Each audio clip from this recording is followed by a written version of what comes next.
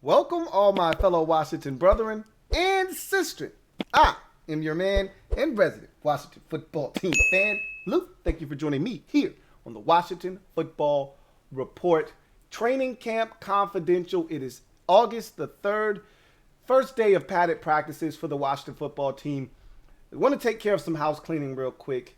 So my son is under the weather, and it's got my schedule all wacky right now. So these videos may be a little off kilter in terms of when they're coming out.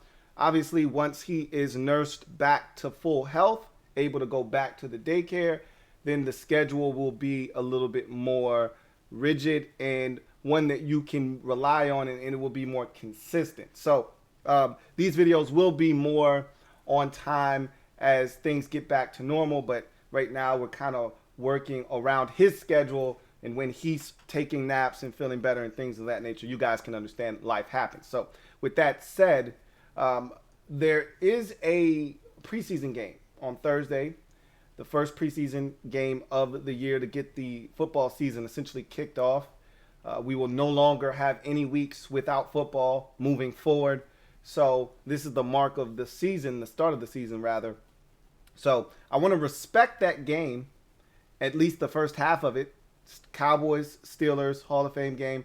So what we'll do is we will come on live on Thursday night, but it will be around 9:30. So we'll push it back an hour to give that first half a chance to clear.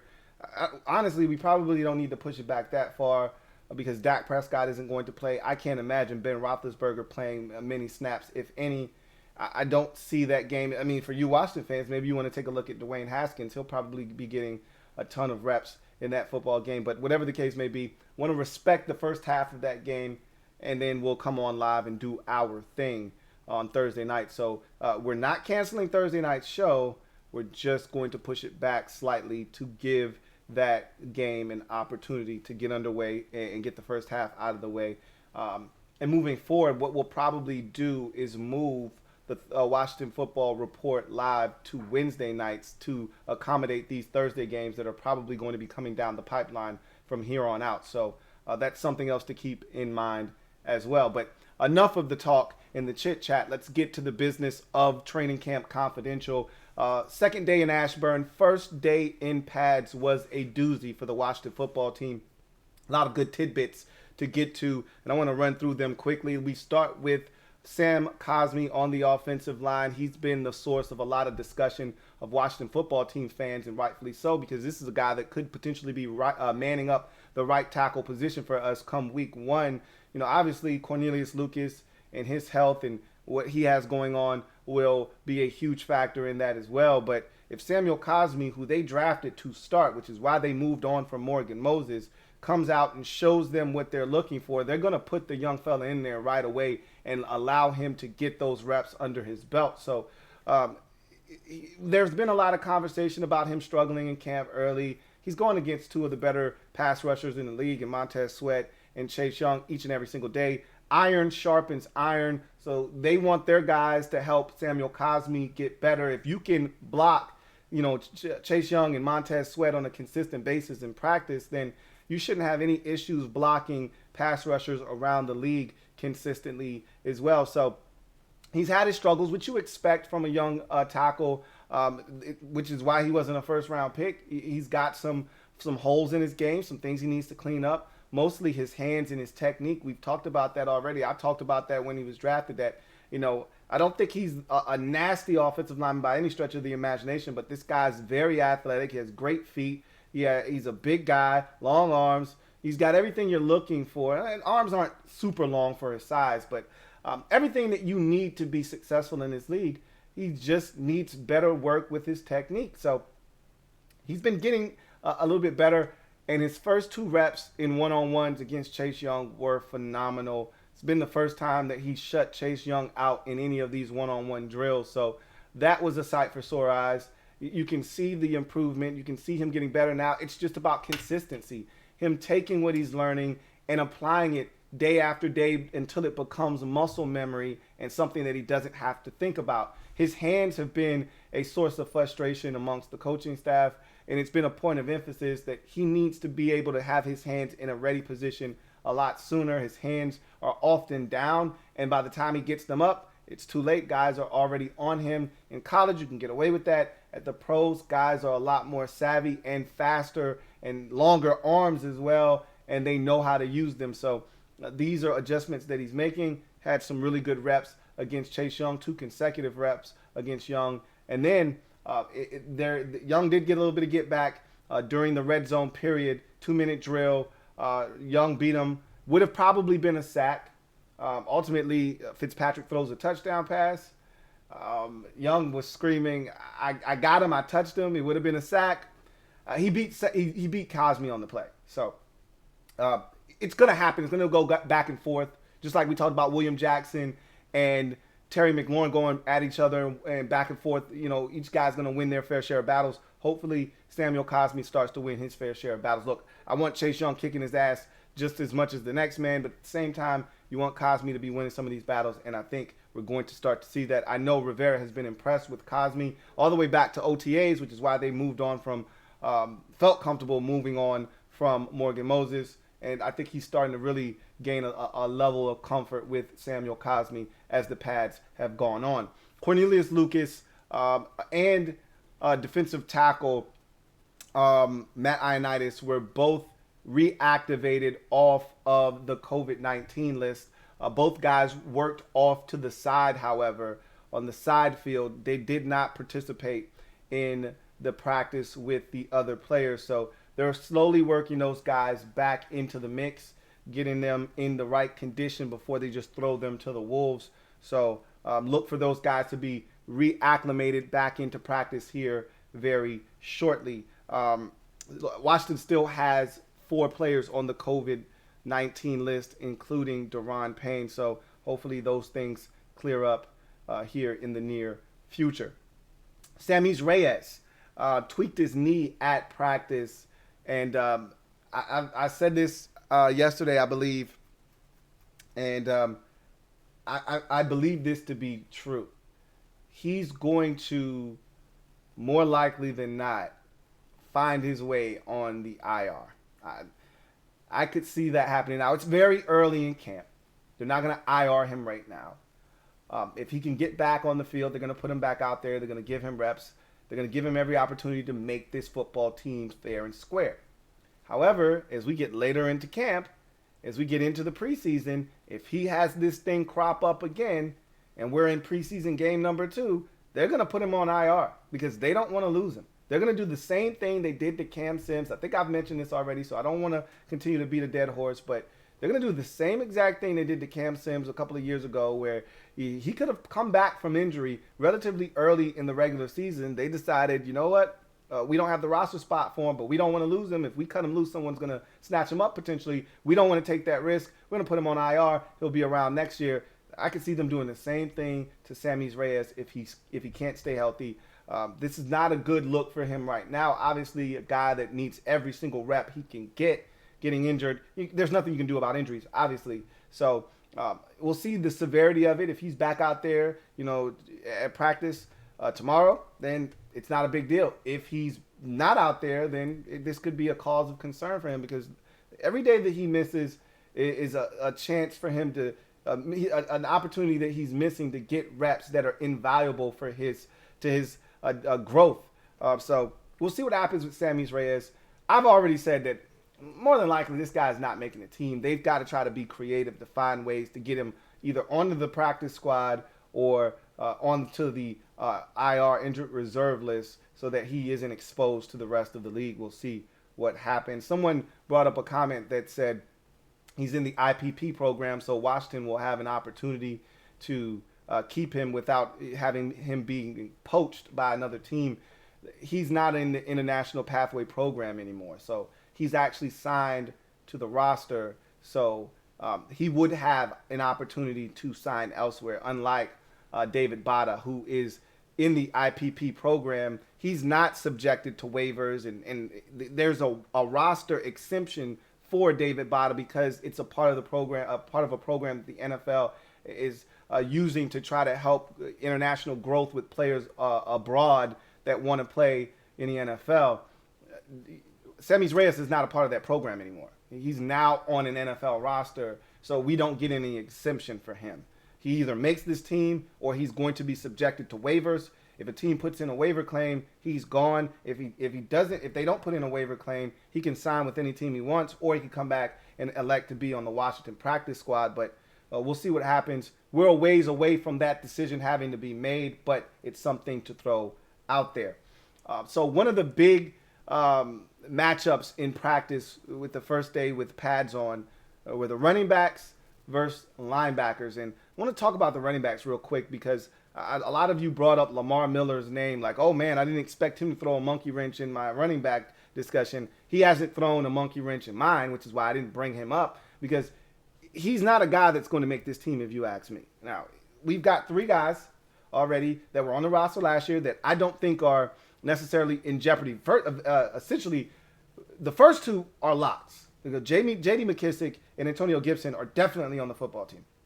The question then becomes Peyton Barber, and then it's Jaret Patterson. I think that would be next in line, not Lamar Miller. Now, that being said, they're not going to cut one of these young guys for a 30-year-old Lamar Miller. That's just not going to happen. So, again, Lamar Miller's not making this football team. And I want to add this into the mix.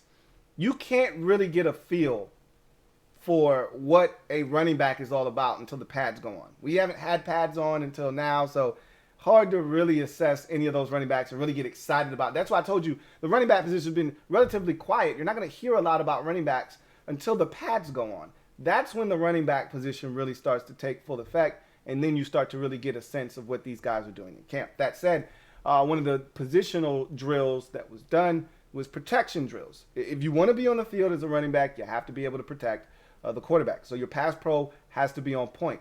So they did running back versus linebacker protection drills where it's simulating a linebacker blitzing and a running back having to pick that guy up. And for the most part, here's how it went. Gibby was solid in his pass protection, but he needs to be a little bit more assertive, and he needs to be a little bit more physical, which I talked about last year at times with Gibby. He's a big guy. I'd like to see him be a little bit more physical in his pass pro. You're 230 pounds. You should be able to really drop the hammer on some of these linebackers and be extremely physical. For as physical a runner as he can be, there are times in pass pro when he's really soft. I'd like to see him be a little bit more physical. We talked about that. I showed you that on film last year when we broke down game film of games last year where he let the quarterback down in pass protection because he wasn't physical enough. He's got to be more assertive. Go meet that linebacker. Don't wait for him. Don't absorb contact like an offensive lineman. Go be aggressive. Go and get him and go initiate contact. Sometimes that's the best mode of operation as a pass protector. Sometimes waiting for the contact is the best way to go about it. Either way,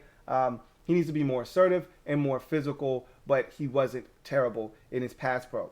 With size being an issue, Jaret Patterson has to be better technique-wise. He's willing to fight. That's one thing people that were there were able to garner from him is he'll be willing to fight. And I've seen that on tape as well. He's willing to fight in pass pro, but you can't change the fact that this guy is 5'8", 5'9", and he's not the biggest guy in the world. That said, our best pass protector that we've had since Clinton Portis was Chris Thompson. Okay, Chris Thompson was outstanding in pass pro, and he was similar sized to Jaret Patterson. So there is a thing that says a guy this size can do it. You just got to be really sharp with your technique. Patterson isn't there yet, obviously, and we don't expect him to be, but he's shown the ability to fight and the willingness to get in the fray, and that's half the battle when you're a running back. And then finally, same with J.D. McKissick. Another guy that's undersized, gonna have to be able to use better technique. I saw J.D. McKissick at times do some really good things. I saw J.D. McKissick at times whiff last year as a pass protector. So the consistency with McKissick, I think, is the biggest thing with him as well. Khaleke Hudson, however, was the star of the show. He was the star of that drill in particular. This is a guy that continued to apply pressure, beat these running backs. And had this been a live game situation, he would have applied pressure, maybe even sacked the quarterback a couple of times on some of those rushes. And you have to keep this in mind. Khaleke Hudson was the Viper at Michigan. We've talked about this already. As a Viper, you're a part linebacker, part safety, part corner, and he did a ton of blitzing. A ton of blitzing. There was a game I watched him back at Minnesota, or against Minnesota back at Michigan, where I think he had like 8.5, 7.5, some crazy number like that, tackles for loss in one game. He's a blitzing machine. He knows how to blitz. He knows how to time it up. He knows how to avoid. And he's got that relentlessness to him. I hope that's something that Washington looks to tap into with Khaleke Hudson, because he's very natural as a blitzer, something he did quite effectively while at Michigan. Wide receivers had more drops in the first day of padded practices than they have had all camp combined. So just to put it in proper perspective, when there are no pads on, much like a quarterback in camp, they know they're not getting hit. Quarterback's got the colored jersey on. Usually for Washington, it's yellow. So everybody knows hands off. Defense is wearing burgundy, the offense is wearing white, and then the quarterback's wearing yellow. So everybody knows you don't touch the guys with yellow on. Well, with no pads on, they're coached to stay up. Don't hit, stay up. Be aggressive, but be smart. Stay up. Everybody on their feet. We don't want anybody on the ground. So these receivers know they're not going to get hit, so it's easier to concentrate on catching the football. Well, shit changes when the pads go on, and now the threat of violence and physicality is imminent. Some guys are affected by that. None more than Dyami Brown on day one of padded practices. I told you guys this, and there are going to be some instances of this during the regular season that are going to piss you off. You have to bear with him as he continues to grow and mature. There are going to be some drops. I told you there were drops on film. I've talked to North Carolina fans that were very frustrated, that will tell you to your face, okay? Daz Newsome was the more reliable of the two receivers. That's the guy that when the game was on the line or they needed a big play, that's the guy they wanted to go to, not Dyami Brown. He was there for the big play, and every now and again he'll drop one of those too. He's going to drop the football. Everybody keeps trying to tell me, he was 100% in contested catch situations. I said, that's not the same as going up and getting a 50-50 ball. There were drops on tape. I can attest to that. I watched the tape. So I'm just telling you, there are going to be drops with Dyami Brown. Wrap your brain around that. Now, I'm not saying he's going to drop the football all the time. I liken him to Will Fuller. You take Will Fuller. I'd take Will Fuller. I wanted him this offseason, even with the nonsense he has going on, because he's a big play threat that can take the top off the defense and make explosive plays. But every now and again, Will Fuller's going to drop the damn ball. He came out of Notre Dame. I'm a Notre Dame Fighting Irish fan. He came out of Notre Dame with some dropsy issues. Same thing in the league. Same thing with Dyami Brown. So just make sure you make a mental note of that. He had 2 drops in practice. Now, he came back, had a couple of nice catches, but the drops are there, and I think they're going to continue to be there. Steven Sims Jr. with a drop. Also had some really good catches. But that's something else he's going to have to continue to work on. We know he's a long shot, but if he wants to make this team, he can't do things like drop the football, because that brings back reminders of what he did last season. So a couple of guys dropping the football. Receivers had more drops because the pads are on, and that's natural. Now you know you're going to get hit. The threat of violence and physical harm is now there. It was not present. Now it is. It changes things. Jamin Davis was more physical with his pads on. Ron Rivera made a note of that, made sure he mentioned that to the media. Like, hey, certain guys are just different with pads on. I've talked about DeShazer Everett. I said Shays is a different dude when physicality is involved. You take the physicality aspect out, and you don't really get the true feel for what Shays brings to the table. You put the pads on, and now Shays is a different dude. Same thing for Jamin Davis. He said Jamin Davis was just crashing into all types of people, being more aggressive and more assertive. He had the pads on. So, Rivera made note that some guys are different when the pads are on. Jamin Davis seems to be one of those players. Speaking of Shays, he was back at practice for the very first time of this camp. Remember, he missed all of Richmond, missed the first day of Ashburn, back for the first day of padded practices. I can't think of a better time for Deshazor Everett to be back with practice, with the pads being on. And Ron made a note and said that his energy is infectious. They missed him out there. A lot of people have been kind of dismissing Shays like, oh man, we got this new shiny toy in Derek Forrest, and you know they like all of these other guys, Jeremy Reeves and his consistency, and now they got Bobby McCain. Shays may be off to the side, and Ron made it abundantly clear he's one of the best special teams players we have, which is why this guy has a Captain C on his chest. Don't dismiss Shays. That's all I'm telling you guys out there. Some of you quietly have been dismissing Shays like, hey, they're going to trim off some fat at safety. Shays may be it. And I get it. You know, I've said this a million times. This is a Janet Jackson league. What have you done for me lately? Do, do, do, do, do.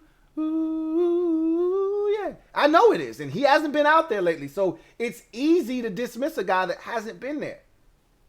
Don't dismiss Shays. That's all I'm telling you. Don't dismiss Shays.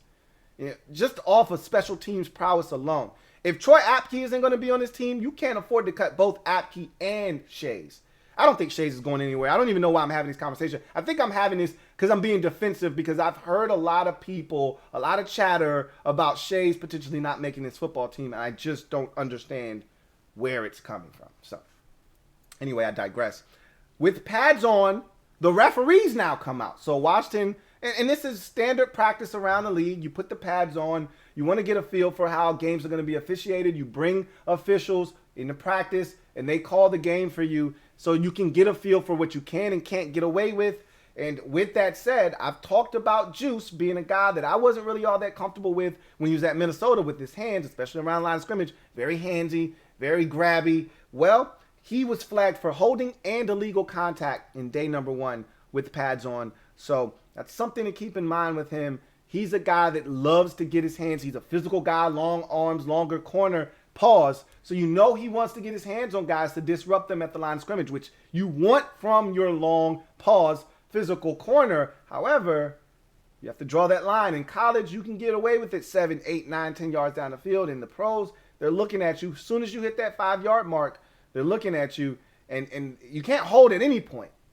And he's definitely a grabber, a hugger, a tugger, a lover. I've told you guys that already, so something else to keep in mind with him as well. And then finally, we wrap up day number 1 of pads in Ashburn with Montez Sweat's confidence growing. Ron talked about his comfort level of all three, Ron talked about the comfort level of all of Montez Sweat and his comfort level and the coaching staff's comfort level of all 3 of their running backs from last year. So let's start with Montez Sweat. I've talked about this already, about Sweat's confidence growing, how he's talking a lot more trash. And I thought Ron summed it up perfectly. And even though Ron wasn't here for year 1 of Montez, I thought that he summed it up perfectly. And this is what you get when you've got a coach that's played the game. So Rivera knows what it's like to be in year 1, then year 2, then that year 3. And so he's like, year 1, Tez was kind of filling it out, adjusting to the speed of the game, everything that he's got to learn how to do. Year 2, you can see him make that leap. He's getting more comfortable. Year 3, now he's got it. Now he's ready to go and dominate and assert himself. And that's what you're getting from him in practice. I mean, this guy is really feeling himself to the point where Ron's got to dial him back a bit. Just the other day, he gets aggressive with J.D. McKissick, pushes him out of bounds, and is talking shit to him. And Ron had to go over there and say, hey, look, man, we all on the same team, baby. We fighting for the same goal. All right? Not with our guys. Don't do it to our guys. Do it to them. Don't do it to our guys. So Sweat is in his bag right now. I love it. I'm expecting big things from him because, again, I talked about him being the most improved defender last year, and you could argue he was the best defensive player on the team last year. A lot of people gravitate towards Chase Young, and for good reason. Sweat was right there, if not above Chase Young a season ago.